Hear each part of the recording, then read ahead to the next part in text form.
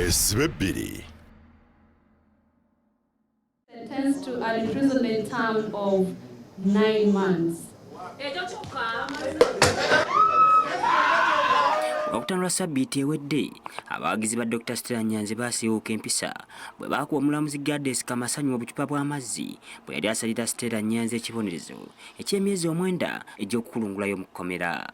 Bino nga bimaze okuggwawo, abantu bangi baavumirira ekikolwa kino ekityobola ekitiibwa kya kkooti wadde nga abagambibwa okukinyigiramu poliisi yavaayo n'ekwatako 6 ku bo. Kugira ebikola nga bino obutaddamu kubeerawo, poliisi esizza amateeka amapya agagenda okugobererwa bonna abagenda okuyingiranga mu kkooti. Twagala kulaba bikolwa bya kutwala bubonero bwa bibiina, ennyambala ya bibiina, ebikolwa eby'okugenda n'ebyokunywa, obucupa bw'amazzi n'ebintu ebirala bye tulaba nti bisobola okuviirako ebikolwa nga bino. Buli muntu anakkirizibwanga okuyingira mu kkooti alina kusooka kwazibwa emirundi egisukka 2 era nga teri anakkirizibwanga kuyingira mu kkooti singa anaabeera mu ngoye z'ekibiina ssaako obutakkiriza mazzi mu kkooti. Afudde nanga omwogezi wa poliisi mu ggwanga bw'abadde ayogerako n'abamawulire ategeeza nga abakwate bagenda okuggulwako emisango egy'oyita ddala 3. Okuyisa olugaayo munda wa kkooti oba obutassa kitiibwa mu nzirukanya ya kkooti, obutebe, emmeeza mu kanyoolagano ako tuli mu kwetegereza oba waliwo ekyayonoonebwa mu kkooti omusango nagwo tujja kuba tugubateekako. Waliwo n'okulemesa enzirukanya ya kkooti kye tuyita obstruction of justice n'okujeemera poliisi mu mirimu gyayo. Jjukira okusinziira ku poliisi byakazuula mu kunoonyereza kwayo, omukyala Zaina Abayinabyo yakuba omulamuzi akacupa k'amazzi nga poliisi olwaleero ezzeemu okwetegereza ebifaananyi ebyakwatibwa ku lunaku olwo. Obujulizi bwe twakafuna bulaga nti omukyala Zaina Abayinabyo yagambibwa okuba nti yakasuka ecupa y'amazzi eyakuba omulamuzi ku mutwe. Okunyweza ebyokwerinda by'abalamuzi, ekitongole kya poliisi ekirwanyisa obutujju kya counterterrorism kye kigenda okutandika okukola mu miryango egiyingira kkooti okukuuma abalamuzi butatuusibwa ku vune. Mu ngeri y'emu, omukunzi w'ekibiina ky'FDC Ingrid Tolinaawe ne gye buli kati akyakobibwa mu kadduukulu ka poliisi ku CPS oluvannyuma lw'okuggulwako omusango w'okulumya abasirikale bwe yabadde agenze okulaba abantu abaakwatibwa mu kkooti gw'okutandula sabbiiti ewedde. Naye sitatimenti ejjabbe ewandiikibwa essaawa ema nga twasubira okufunza abasirikale era nga ekizimbe kyekimu mulimu CCTV, tujja kuba tufuna CCTV footage. Oli nga Chief Justice bwe yaluulinga kutogikwatako bwe twamugamba nti waliwo ababaka ba Parliament amagye begakuba n'agamba an attack on some individuals does not necessarily mean that it's an attack on Parliament as an institution. Naffe tukyakistandingako tetukikondoninga naye tugamba ebingi bikyeyongera okujja, abantu bali ku kisenge. It took us back. So it was not a good conduct at all, and I don't support it. Stella Nyanzi, together with her supporters, the kind of demonstration they put up in court was uncalled for. Bandigeze ku High Court ewe wa Chief Justice n'okutandika okuba kiraga empisa ensiwuufu. Pete tubiwagira, but these events are unprecedented. There is no control for them. Abantu bali ku kisenge. Uterevu nkwanyiza nnyo programu Weesibe Bbiri ekiro kino ekyolwaleero ennaku z'omwezi 5 mwezi gwa August oba guyite mwakanya omwaka 2019. Nze Moses Wamala okwanjulira saako n'okuteekerateekera programu eno buli Lwakubiri olw'ebbalaza saako n'Olwokutaano nga tukuba tooki mu nsonga ez'enjawulo ezikola amawulire ate era gw'omuntu wa wansi omusasuzi w'omusolo z'osinga okubeera nga wettanira ezikuzimba ezikuzaamu amaanyi saako n'ebintu eby'enjawulo abasinga bye muyita ebyobufuzi ebyempita ebyobukulembeze tukwata ku sectors ez'enjawulo eza government, ebyobulamu, ebyenjigiriza, ebya masanyalaze sako n'ebintu byonna as long as bigwa mu public's interest bagwe mu Uganda byosinga okwettanira na sinakwanjulira miramwa gya leero kankuliseyo gwena ya nakyokoze olunaku olwaleero ate gwagenda obugenzi ku mulimu nga nze bwenkola weebalire ddala naawe okubeera nga otereza ebintu biri ebisatu byentera okwogerako ekitundu kyo kyowangaliramu gweomuntu wa bulijjo saako n'eggwanga lyati Uganda bw'obeera nga nno ebyo obikoze era ng'eggwanga Uganda olitwala mu maaso ekitundu kyo okitwala mu maaso saako okubeera nga okyusa obulamu bwo kirungi ffe Dota TV tugamba nti tukole era kye kitwawula ku telefine oba radio TV stations endala zonna tuleeta emiramwa of course egiku motivating and egiku instilling okukola buli lunaku okubeera nga ate ofuna ensimbi oba ofuna ebintu ebirina okubeera nga bikubezaawo oba bikuyimirizaawo of course nga kwogase amagezi okuwabulwa saako n'okutegeera ku mikutu egy'enjawulo Delta TV Uganda kweri ku social media osobola ogenda butereevu nnyo n'otulaba ku Twitter that's Delta TV Uganda you can use the hashtag Let's Talk UG Politics ne ku Facebook kyekimu Delta TV Uganda live stream kweri osobola okusaako endowooza yo of course ku byonna ebigenda maaso mu ggwanga era endowooza zitusobola okuzisoma mu maaso awo gye bujjako era abagwanidde okubeera nga bawuliriza ebirowoozo byo kigwanidde okubeera nga eddoboozi oliyisaawo olunaku olwaleero w'ekitiibwa Kaya Kavuma eyali senkulu oba yali akulira CBS oba radio ya Chabasa olwaleero omwoyo gwe oba omubiri gwe wegusabiddwa wali ku Lutiko e Namirembe era nga attendance w'abantu abasinga ebikonge ebyenjawulo bibaddeyo jjukira ono yafa oba yava mu bulamu bw'ensi eno ennaku ze tukubye amabega era Obuganda ne bunyolerwa wamu nnyo era very soon ndowooza olunaku olw'enkya lwagenda okubeera nga aziikibwa kibi nnyo era kitalo nnyo nnyini ddala ebirala ebigenda maaso mu ggwanga ekya Stella Nyanzi twakiraba Sabbiiti oba wiiki ewedde we yavaayo kooti n'emusingisa omusango gwa offensive communication oba okukozesa olulimi olutasaanidde era n'asibibwa emyezi 18 yadde nga omwenda gwaggyibwako ku egyo gy'amaze mu nkomyo ekya Ziggy wine okufa kwa Ziggy wine bangi nnyo okugenda kwongedde okwogeza bangi ebyama okusinga ddala ku mikutu egy'enjawulo egya social media ono nabadde nnyo nfanfe wa Robert Kyagulanyi Center mu bubaka wa Channel East oba muyite Bobi wine ng'abadde nnyo mu kitundu kiri kye tumanyi oba mu gundi gye tumanyi yali nnyo mu Firebase Crew saako n'okubeera omwagizi wa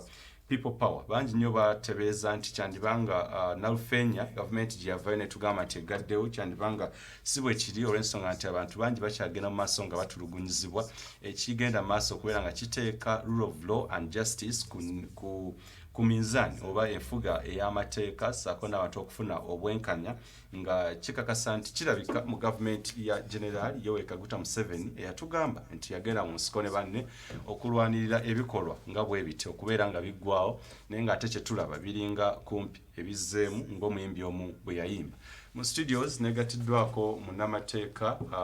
w'abeerusanja Abdallah Kiwanuka yagenda okubeera nga tukubira torch mu nsonga zino as far as the law is concerned ebya Stella Nyanzi conduct mugirayo bulungi nnyo era police evuddeyo ne tugamba nti etaddewo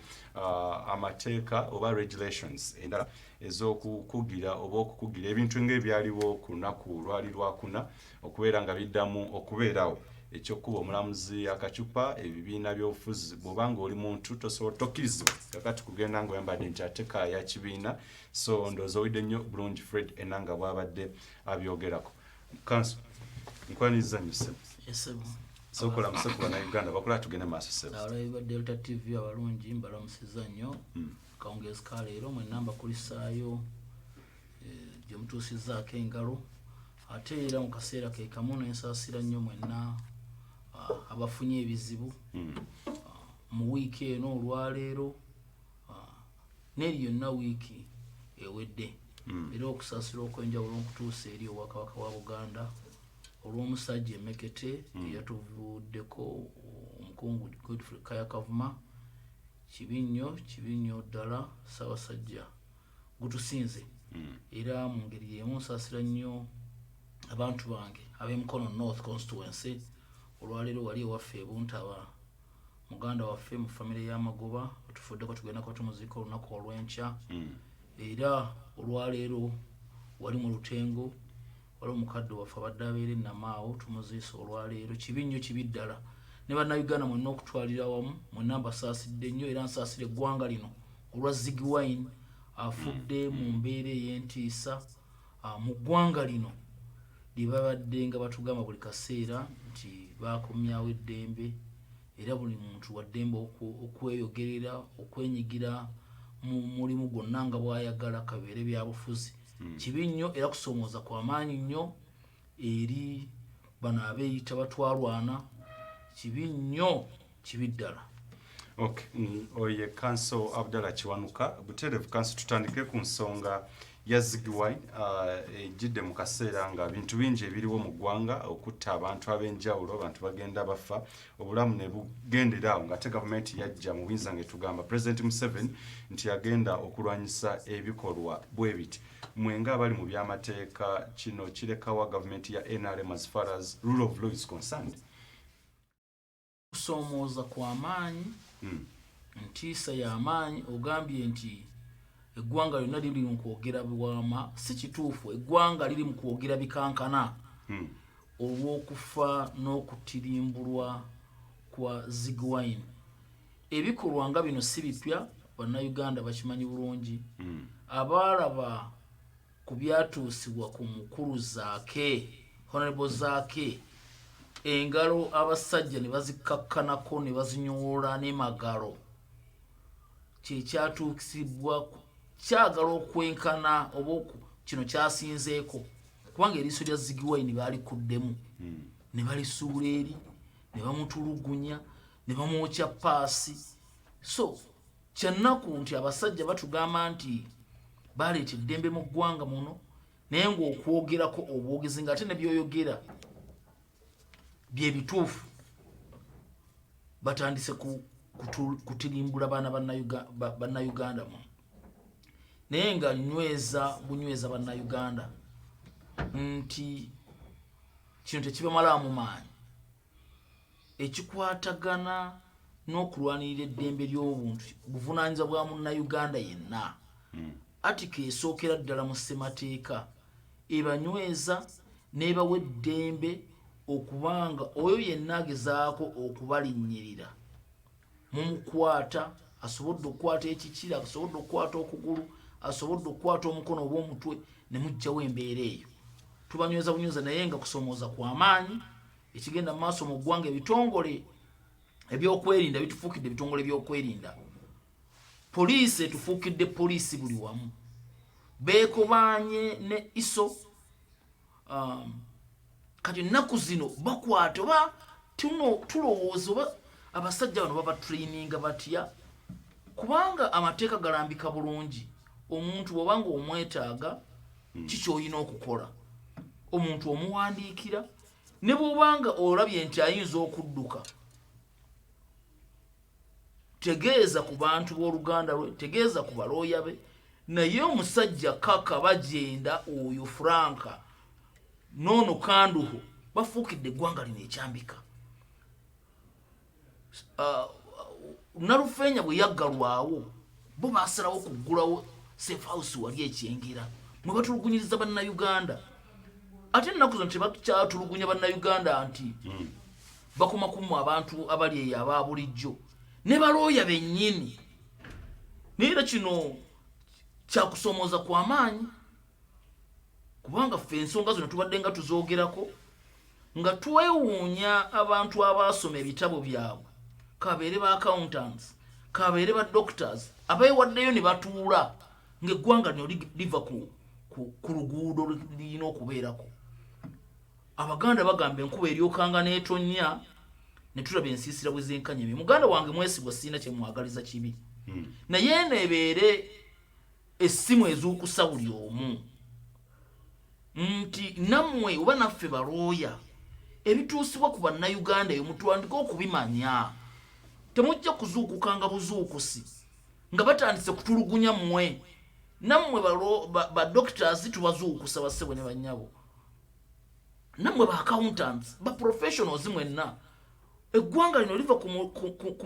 kkubo naye nga mutunula butunuzi Franka bagenda tufuukidde Franka bagenda kakati bassebo ne bannyabo tubakakasa mujjukira emabega wali bwe twakwata Kayihura nga tumutwala mu kkooti of course ebyalimu tebyali byangu nnyo abamu ku ffe twasulusibwako obulabe kakati bassebo ne banja omulindire kulaba nga kanduho ne Frank bagenda oyo kaka tubatwala mu kooti olw'okumenya amateeka bagenda kumutwala mu kooti ekyo twakisazeewo era bwe bateddako Law Society egenda kuyita AGM okugenda mu maaso n'ensonga eno abasajja balina okukuuma bannayuganda be batandise okubatulugunya be bawamba abantu mujjukira muganda waffe oli gwe bawambira walinga nga ku Labonita abasajja basirikale bali mu ngoye ezaleeya ne bamukwatakwata buli nawomyola buyozi bwe batyo ogenda okukakana ali mu mikono gya iso buli muntu gwonoonya abantu baffe babuuza emirundi n'emirundi teri ngeri ki yonna kati noono yafudde luli bwe twanoonyanga honorable zaake ogenda okukakana poliisi ng'etugamba nti abadde mu kaduukulu kaayo mbu yatoloseeyo naye yatolokayo n'ebiwundi era kooti yamala omisango egyo neegigoba kubanga abasajja twabakunya tubagamba omuntu yatoloka atya kubanga ne woogenda mu kaduukulu wabeerawo difference wowandiika erinnya ly'omuntu emisango final bamala ne bagigoba naye entulugunya gye baatulugunyamu honorable zaake mukama katonda yamuzza engulu naye yajjamu obuvune obw'olubeerera kubanga basaba ne banya honorable zaake yali atambula bulungi nga talina muggo ennaku zino omugulu ogumu okukakana entulugunya gye bamutulugunya kwayimpawa atambulira ku miggo wadde akiika mu parliament bino tebabiteeka ku kitongole kirala kyonna ebitongole biringa 3 oba 4 SFC iso ekulembera bagenda UPDF yennyini kubanga yali ku mwanjo nnyo gye batulugunyiriza bazaaki kubanga bwe balumba hoteli bali bakuuma president ne poliisi yennyini yamala negamba nti etoloka mu kaduukulu ensonga ezo tetuvangayo na ripooti nambulukufu kyava kuki era honorable zaaki yatulugunyizibwawa kubanga baamukuba n'ava ne mu mbeera nga takyajjukirawo gye baamutulugunyiriza bassebo ne banyawo bino bikyagenda mu maaso ate bwe tuba tubyogerako bassebo ne banyawo tetugamba nti no tubyogerako olw'okuba tetwagala gavumenti eno bantu bangi babatulugunya naye ng'oluusi ne gwe bayodde wa NRM oluusi ne gwe bayoola nga wa FDC oba wa DP oba nga talina na kibiina oba oluusi kubanga muganda wange oyo looya gwe baggalidde mu safe house nze simumanyangako nti alina mu byabufuzi naye balooya mbeebaza olw'okuvaayo ku mbeera ya looya munnaffe naye kino kibeere kyakulabirako nti bannayuganda bangi nnyo gye bali eyo babatulugunya mu mikono gya SFC mu mikono gya ISO mu mikono gya poliisi mu mikono gya UPDF ebitongole ebyokwerinda bitufuukidde ebbereejo waliwo omusajja abadde ayogera ansindikidde message naŋŋamba nti muganda we ekiro ekyakeesezza jjo yabadde akkirira ng'ayita ku Crested Towers ng'akkirira abasirikale nga bangi ne bamuyimiriza n'alowooza nti ze nomo check up bwe yayimiridde abasajja batandise mugamba leeta ndagamuntu leeta driving permit ne bamubako buli kimu ne bamukaliza ekyo nno tukyali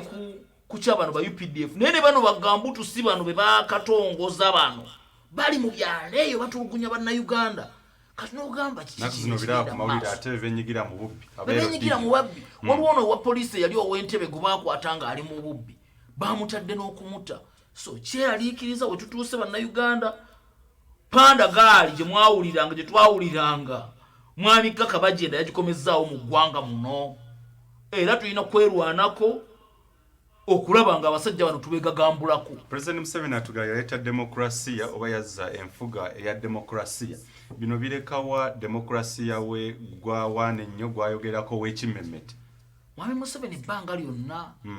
abadde ebirala byonna bigaanye mu ggwanga muno